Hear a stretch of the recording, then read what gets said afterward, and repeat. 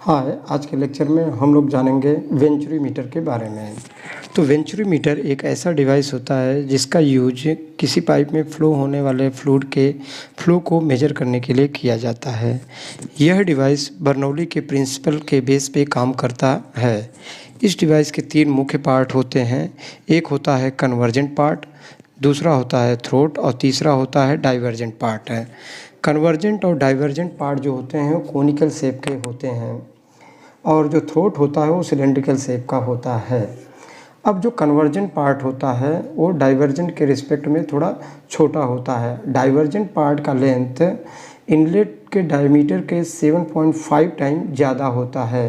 अब divergent part जो है इसका लेंथ इसलिए ज़्यादा रखा जाता है क्योंकि जिससे पाइप में फ्लो होने वाले फ्लूइड का वॉल सेपरेशन न हो, इसलिए डाइवर्जेंट पार्ट जो होता है वो कन्वर्जेंट पार्ट से ज़्यादा होता है। अब ये जो कोनिक एंगल है, ये जो देख रहे हैं कन्वर्जेंट पार्ट का जो होता है ये एंगल ये होता है 20 से 22 डिग्री तक होता है। और ये डाइवर्जेंट का यदि हम देखें, मान लीजिए ये जो एंगल है डाइवर्जेंट पार्ट का ये होता है 5 to 15 डिग्री। कितना? 15 डिग्री। ओके, ये होता है। अब इसमें यदि हम इनलेट का डायमीटर D1 मान लें और ये जो थ्रोट है इसका डायमीटर D2 मान लें, तो D2 और D1 का जो रेशियो है उसे हम थ्रोट रेशियो भी बोलते हैं। ठीक है, और इसकी वैल्यू 1/4 से लेके 3/4 तक होता है। अब यहाँ पे हम देखते हैं एक U2 मैनोमीटर लेते हैं जिसका एक एंड हम थ्रोट के ऊपर कनेक्ट कर देते हैं और दूसरा इनलेट पे कर देते हैं। जहाँ पे ये दो पॉइंट्स पे हमारा एक कनेक्ट होता है इसमें हम दो सेक्टर में डिवाइड कर देते हैं। पहले को बोल देते हैं 1 और दूसरे को बोल देते हैं 2। तो ये दो सेक्टर हैं, एक है 1 और एक है 2। ठीक है, अब मान लेते हैं कि इनलेट का जो एरिया है वो A1 है और यहाँ पे फ्लो होने वाले फ्लूइड का वेलोसिटी जो है वो V1 है और उसका प्रेशर जो है वो P1 है। ठीक है, और ये जो थ्रोट है इसका जो एरिया है वो क्या है? A2 है और यहाँ पे फ्लूइड का वेलोसिटी जो है वो V2 है और यहाँ पे जो प्रेशर है वो क्या है?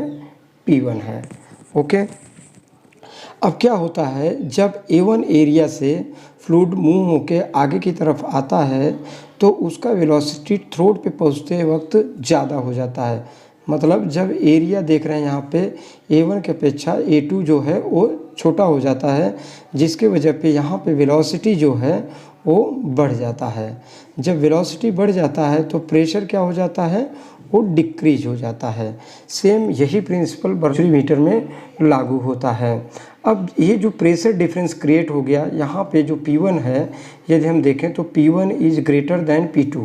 P1 is greater than P2 है। ठीक है ना, ये जो P1 की वैल्यू है P2 से ज़्यादा है, जिसकी वजह से ये मैनोमीटर में एक हेड जनरेट हो जाता है जिसको हम H से मेजर कर लेते हैं।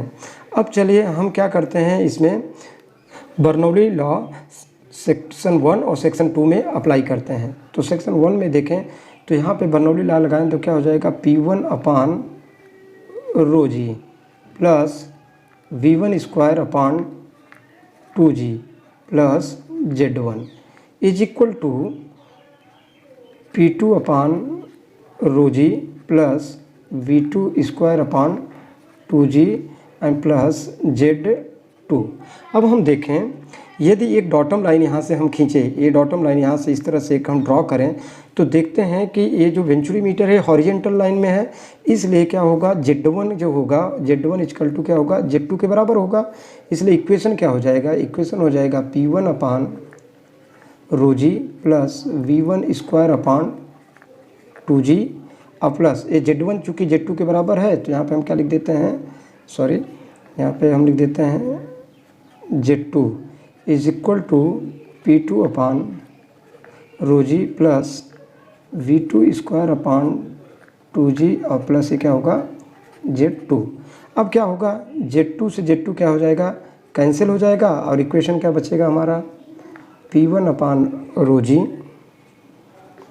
Plus V1 square upon 2G is equal to, यहाँ पे बचेगा हमारा क्या, P2 upon rho g and plus V2 square upon 2G। अब हम क्या करेंगे, वेलोसिटी के टर्म को एक तरफ और प्रेशर के टर्म को एक तरफ लिख लेंगे। तो यहाँ पे क्या लिखेंगे, P1 अपान रो जी माइनस P2 अपान रो जी। क्यों, क्योंकि यहाँ पे जो P2 है प्लस है, जब इस तरफ आएगा तो ये क्या हो जाएगा हमारा, माइनस में हो जाएगा। Is equal to V2 square upon 2G, यहाँ पे पहले से ही रहेगा तो ये हो जाएगा V2 square upon 2G minus, क्योंकि ये जो V1 है इस तरफ आएगा तो हो जाएगा V1 स्क्वायर अपान 2G। तो इस तरह से एक इक्वेशन हमारा बन गया। अब हम क्या करेंगे, इसको थोड़ा सा और इस तरह से लिख सकते हैं क्या, P1 minus P2 upon rho g is equal to V2 square minus V1 square upon 2G। ठीक है ना। अब थोड़ा सा हम पिक्चर में पीछे की तरफ देखें तो क्या होता है, अब ये जो H है क्या है, प्रेशर डिफरेंस है। जैसा कि हम जानते हैं कि P इक्वल टू क्या होता है, रो जी H होता है, इसलिए H इक्वल टू क्या होगा, P अपान रो जी। लेकिन यहाँ पे प्रेशर देखें तो दो सेक्शन है, सेक्शन 1 एंड सेक्शन 2, तो H क्या है, प्रेशर डिफरेंस है, तो ये क्या हो जाएगा P1 minus P2 upon rho जी। सो यहाँ पे हम यही वैल्यू पुट कर देंगे, तो यहाँ पे P1 minus P2 upon rho g equal to क्या हो जाएगा, H इज इक्वल टू यहाँ पे हो जाएगा V2 square minus V1 square upon 2G। ठीक, अब क्या करेंगे, इसको हम और लिख सकते हैं 2GH इज इक्वल टू यहाँ पे V2 स्क्वायर माइनस V1 का स्क्वायर, या हम इसको इस तरह से लिख सकते हैं कि V2 square minus V1 square equal to 2GH। इसको हम इक्वेशन 1 बोल देंगे।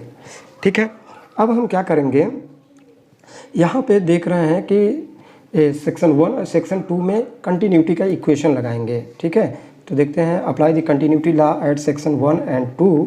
तो ये क्या हो जाएगा, देखें A1 V1 is equal to हो जाएगा A2 और V2, इसलिए V1 इज इक्वल टू क्या हो जाएगा A2 V2 अपान A1। अब ये जो है इसको एक इक्वेशन 2 का नाम दे देते हैं। ठीक है, अब V1 की वैल्यू जो है ये इक्वेशन 1 में हम V1 की जगह पे डाल देंगे, तो क्या हो जाएगा, ये हो जाएगा V2 स्क्वायर माइनस, अब यहाँ V1 की वैल्यू रखे तो ये हो जाएगा A2 V2 अपान A1 का whole square is equal to यहाँ पे हो जाएगा 2GH। ठीक है ना। अब इसको और थोड़ा सा यदि हम इक्वेशन को आगे लिखें तो कैसे लिख सकते हैं, V2 square minus A2 square into V2 square upon A1 square is equal to 2GH। ठीक है ना। तो अब इसको हम किस तरह से, V2 यदि कॉमन लें, यहाँ पे V2 स्क्वायर कॉमन लें तो इक्वेशन में क्या बचेगा, हमारा बचेगा 1 माइनस यहाँ पे बचेगा A2 स्क्वायर अपान A1 का स्क्वायर, और ब्रैकेट बंद हो जाएगा, और इक्वल टू यहाँ पे बचेगा क्या 2GH। ठीक है, इसको और थोड़ा सा सिंप्लीफाई करें तो क्या होगा V2 स्क्वायर, और एक यहाँ पे ब्रैकेट में क्या बचेगा हमारा A1 square minus A2 square upon A1 square is equal to 2GH।